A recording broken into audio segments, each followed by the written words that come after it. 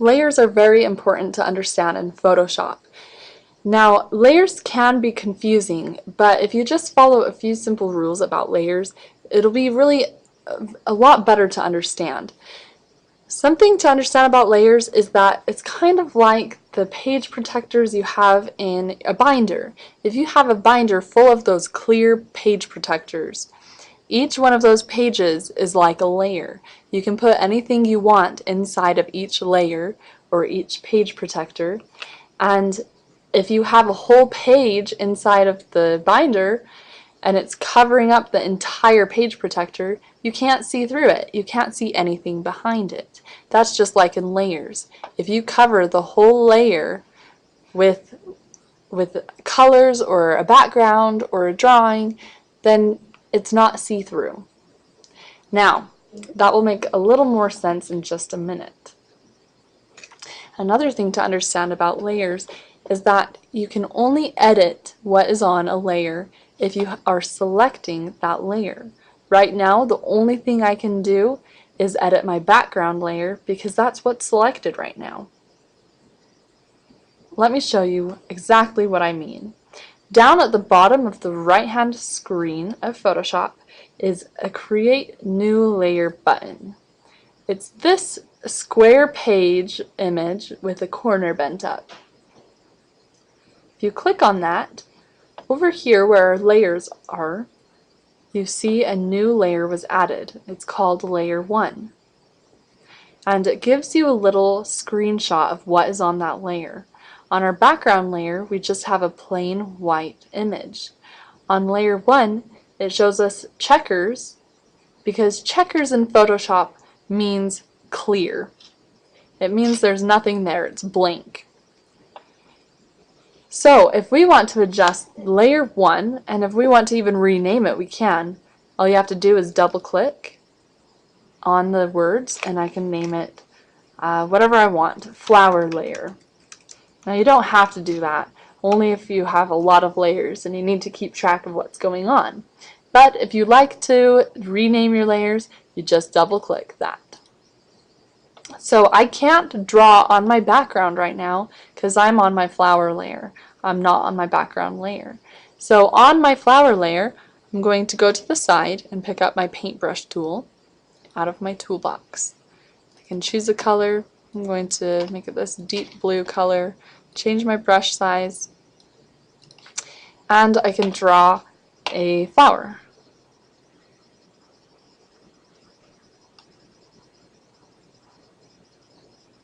Probably the most beautiful flower ever. So I can draw whatever I want on this layer, and over here on the thumbnail, over on my flower layer, I can see what's on the layer. It gives me a preview. It shows me that there's blue flowers on this layer. Right, let's go ahead and make a new layer. Down at the bottom, this bent page button. I'm going to choose a different color just to help me understand this a little better. I'm going to go to yellow, and I can draw flowers, and maybe I'll draw a tulip. I don't know, you can draw whatever you want. I'm going to fill that in really quick. Alright, and since it's yellow, it's kind of hard to see, but over here on layer 1, you can see the yellow. So we know exactly what's on that layer. Now, I'm going to click on these eyeballs here. If I click that, it hides whatever is on this layer. So that hides my yellow layer. If I click it again, my layer comes back. Same thing on this flower layer.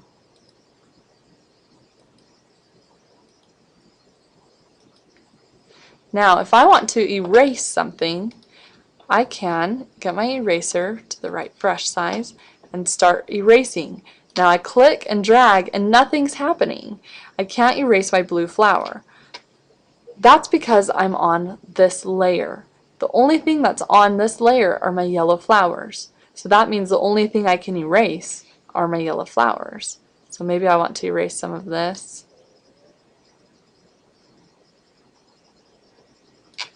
Or maybe I want to make this a little thinner, and I can adjust that because that's what layer I'm on right now. Again, I can't erase these blue flowers unless I am on the blue flower layer. My blue flowers are on this layer here, so I'll click it, and now I can erase whatever I want. And now that I'm on this blue flower layer, I can't erase anything on the yellow layer because I'm not on that page in my binder.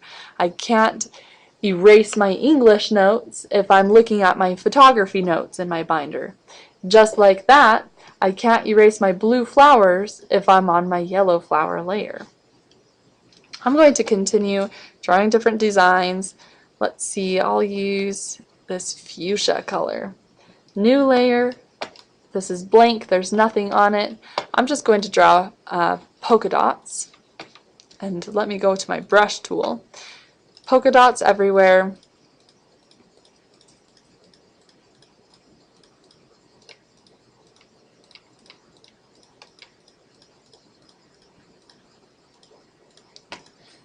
Alright, so on this layer, very tiny, you can see it, there's little pink polka dots everywhere.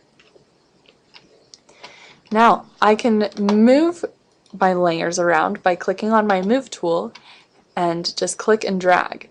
I can only drag my polka dots right now because I am on my polka dot layer. If I want to move my yellow flower around, oops, I can't because I have to go to my yellow flower layer. And I have that selected, now I can move it wherever I want. My blue flowers I can move, just select that layer. And there we go. Alright, with layers you can also rearrange what order they're in. If you open up your binder and the first page is your photography note page, and you want the first page to be the English notes because that's what you have first period, then you need to rearrange your pages in your binder. Just like that, if you want your blue flowers to be on top of everything, because right now it looks like my blue flower is behind a pink polka dot and it's behind this yellow flower. If I want my blue flower to be on top, I have to move that layer on top. I just click and drag it up 1, 2. Now my blue flower is on top of everything. I can rearrange layers as much as I'd like. If I put my pink polka dots on top, then here they are on top. Whatever you see on top depends on what layer is on top over here.